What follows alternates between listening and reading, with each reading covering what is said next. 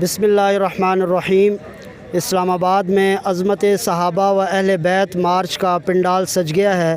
اور متحدہ سنی کونسل کے قائدین پنڈال میں آ چکے ہیں۔ اس وقت معروف عالم دین اور متحدہ سنی کونسل کے صدر حضرت مولانا قاضی عبدالرشید صاحب ہمارے ساتھ موجود ہیں۔ ان سے پوچھیں گے آج کے اس مارچ کے انتظامات کے حوالے سے اور اس کی کامیابی کی توقعات اور امیدوں کے حوالے سے یہ ہمیں بتائیں کہ یہ کیا توقعات اور امیدیں رکھتے ہیں اور آج کے اس مارچ کے انتظام کے حوالے سے کیا کہیں گے۔ نحمدہ و نصلی علی رسول الکریم۔ متحدہ سنی کونسل کے زیر اہتمام آج کا یہ عظیم الشان احتجاجی مارچ اور جلسہ، جس میں الحمدللہ ہزاروں کی تعداد میں افراد پہنچ چکے ہیں اور مختلف شہروں سے بہت بڑی تعداد میں قافلوں کی صورت میں لوگ پہنچ رہے ہیں۔ راولپنڈی ضلع کی تحصیلوں سے ضلع چکوال، ضلع جہلم، ضلع اٹک، ضلع ہری پور، ضلع آباد اور اسی طریقے سے دیگر علاقوں، ضلع اٹک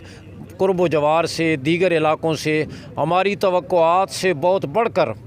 ہزاروں کی تعداد میں لوگ پہنچ رہے ہیں اور انشاءاللہ آج کا یہ پروگرام صرف تاریخی نہیں بلکہ انشاءاللہ یہ تاریخ ساز ہوگا، اور جتنے مسلمان تشریف لا رہے ہیں ان کا جذبہ دیدنی ہے۔ اور اسلام آباد کے اس پروگرام کی یہ خصوصیت ہے کہ اہل سنت کے تمام مسلک اہل سنت بریلوی، مسلک اہل سنت بریلوی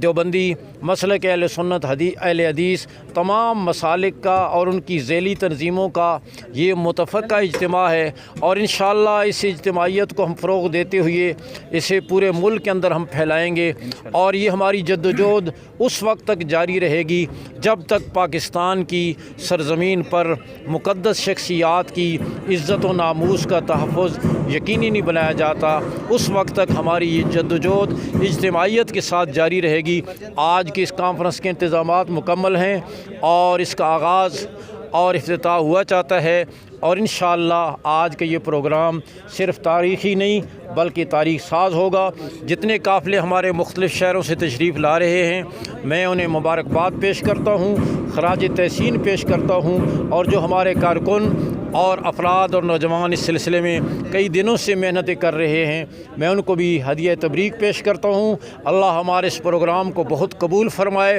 پاکستان کے استحکام، مقدس شخصیات کی عزت و ناموس کے تحفظ کا ذریعہ بنائے، مثمر اور بارآور فرمائے۔ بہت بہت شکریہ۔